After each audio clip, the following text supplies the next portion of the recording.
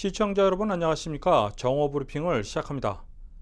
미국에 접근 중인 열대성 폭풍 셸리가 오늘 중 1등급 허리케인으로 격상될 것으로 전망되고 있습니다.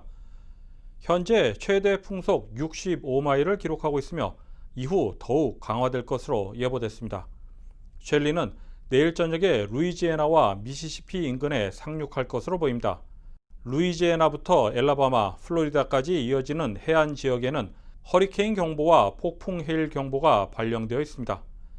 셸리는 상륙 이후 동쪽으로 이동, 이르면 수요일부터 조지아주에 비를 뿌릴 것으로 예상되고 있습니다. 오늘 오전 락델 카운티 소재 바이오 시설 단지에서 화재가 발생했습니다. 소방당국은 바이오 연구소 인근에 쌓여있는 건조 화학물질 팔레트에서 불이 붙어 화재가 발생한 것으로 보고 있습니다. 오늘 오전 I-20이 135번 고속도로와 시그맨 로드 인근에 차량 통행이 제한됐으며 10시 15분 무렵 차량 통행이 재개됐습니다. 제약회사 화이자의 엘버트 블라 CEO는 연말 백신 승인에 대비 중이라고 밝혔습니다. 화이자의 백신은 현재 3상 임상시험을 진행 중입니다. 블라 CEO는 연말에 백신이 승인될 가능성에 대해서 확신할 수는 없지만 충분히 가능한 상황이라고 밝혔습니다.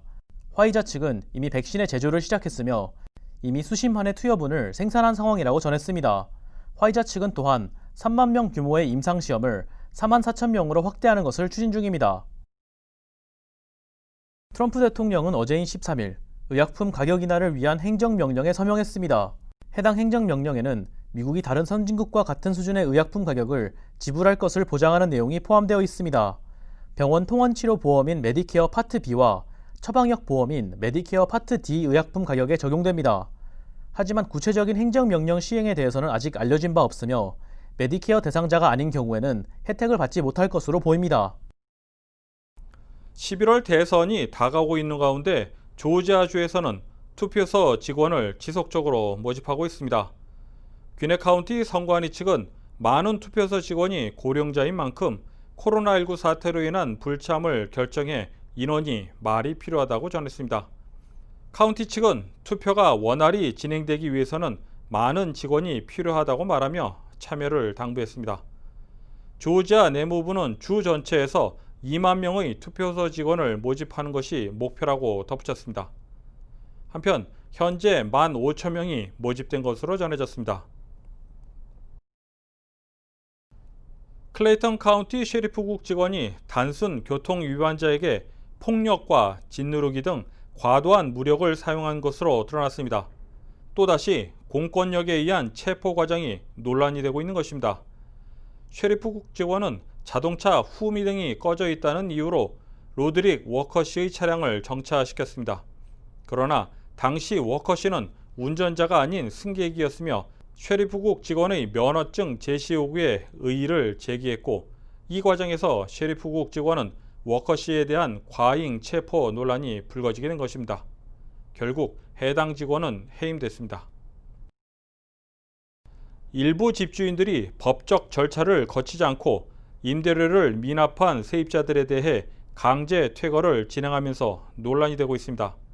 세입자는 코로나19 관련 실직 후 지난 3월부터 임대료를 내지 못하고 있는 상황으로 알려졌습니다. 이에 집주인은 예고 없이 다른 임차인에게 집을 보여주기도 했으며 수도를 끊기도 했다고 덧붙였습니다. 해당 세입자는 시민단체의 도움을 받아 임대료 일부를 지불했고 집주인을 만나려 했지만 집주인은 돈이 아닌 집을 비워달라고 요구한 것으로 알려졌습니다.